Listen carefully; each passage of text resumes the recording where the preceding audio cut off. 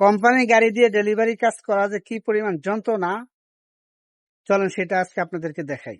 রেন্টেকারের গাড়ি কোম্পানি দিছে, এ দেখেন গ্লাস ভাঙে রাখছে, ঠিক আছে। আমি সকালবেলা বলতে ফজরের আগে কাজ করে গাড়ি এখানে রেখে গেছি ভালো। এখন দুপুরবেলা ডিউটি করতে আসছি, আইসা দেখি গাড়ির গ্লাস ভেঙে রাখছে। তো নিয়ম অনুযায়ী কোম্পানির গাড়ি যেহেতু সমস্যা হয়েছে, আমি কোম্পানির অফিসে জানাইছি।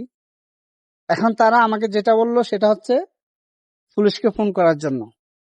তো আমি পুলিশকে ফোন করছি, পুলিশ আমাকে বললো পুলিশ স্টেশনে যাওয়ার জন্য। পুলিশ স্টেশনে গেলাম, সেখানে তারা কেস লিখলো, কেস লেখার পরে এবার তারা বলতেছে যে এটা যেহেতু কোম্পানির গাড়ি, কোম্পানি থেকে পেপার আনতে হবে। কোম্পানি সেখানে গেলাম, সেখানে তারা সবকিছু দেখে শুনে এখন তারা বলতেছে কি, এই যেখানে গাড়ি রাখছি সেখান থেকে সিসিটিভি ফুটেজ বা ভিডিও ফুটেজ তাদেরকে দেওয়ার জন্য। এখন আমি হসপিটালের সামনে গাড়িটা রাখছি, আপনারা দেখতেছেন এটা একটা হসপিটাল। হসপিটালে আসছি এই ভিডিও ফুটেজ নেওয়ার জন্য, তারা বলতেছে পুলিশের পেপার লাগবে। থানায় গেছি, তারা বলতেছে কোম্পানি ওরাকা লাগবে। মানে সব মিলাইয়া এখন একটা হযবরল হয়ে গেছে।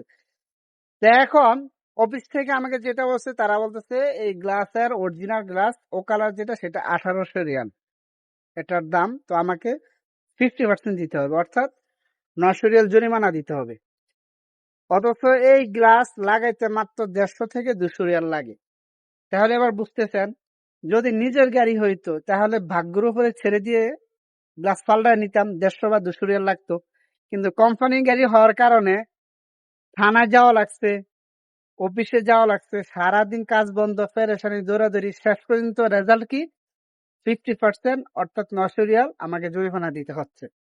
তো এ হচ্ছে অবস্থা। তো কোম্পানি গাড়ি দিয়ে কাজ করা কি পরিমাণ পেরেশানি আর কি পরিমাণ হয়রানি হওয়া লাগে সেটার একটা নমুনা।